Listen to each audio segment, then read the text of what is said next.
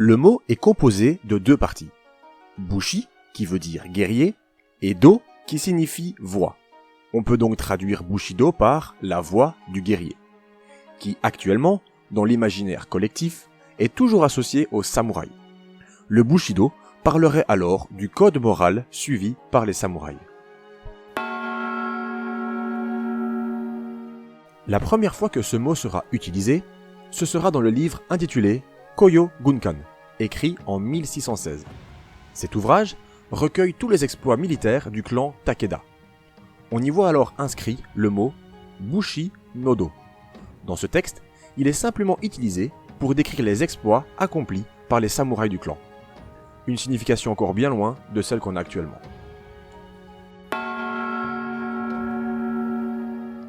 Ensuite, le mot Bushido pourra être lu dans le Hagakure, un bouquin écrit en 1710 par Josho Yamamoto.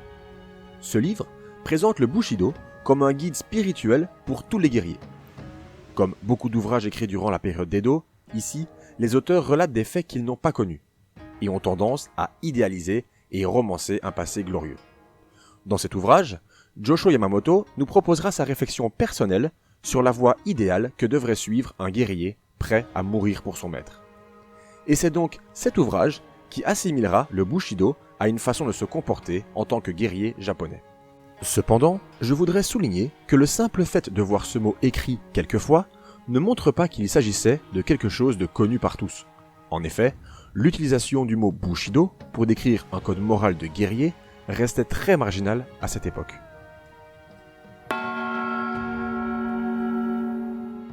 Nitobe Inazo naît dans une région isolée du Japon appelée Hokkaido. Il grandira ensuite à Tokyo, puis, ayant appris l'anglais très tôt, il ira étudier en Europe et aux États-Unis, où il se convertira d'ailleurs au christianisme. Une fois installé en Californie, et étant dorénavant plus à l'aise en anglais qu'en japonais, il se lance dans l'écriture d'un livre.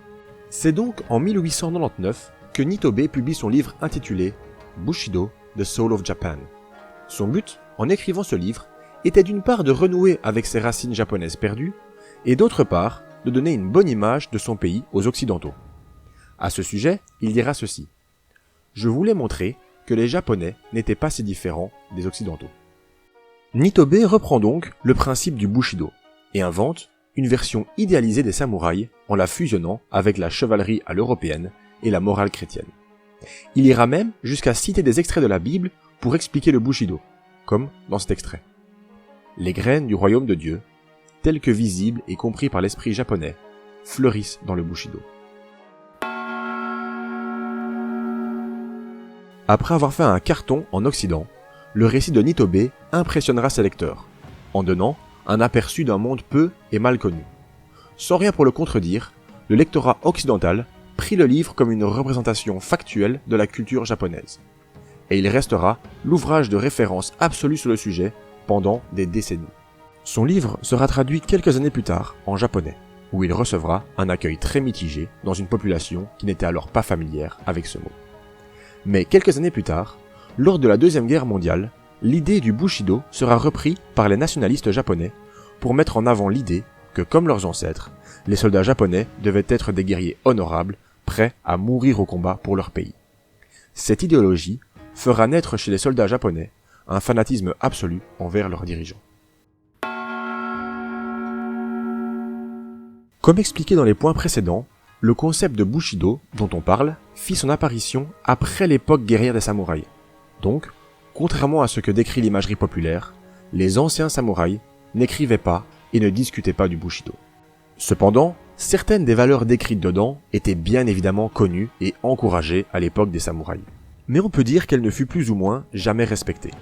En effet, les samouraïs de l'époque guerrière ne suivaient aucun code précis. Comme partout, certains individus essayaient d'être de bonnes personnes. Mais la réalité était tout autre.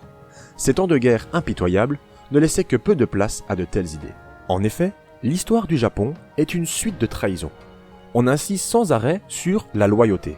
Or, toutes les grandes victoires ont été obtenues parce que la moitié de l'armée adverse a changé de camp juste avant la bataille. Ce n'est que plus tard qu'on pourra observer l'honneur absolu, qui ne fonctionne que dans la deuxième partie de l'histoire des samouraïs, quand ils étaient devenus des administrateurs à la botte de leur seigneur, n'ayant d'autre choix que d'être loyaux.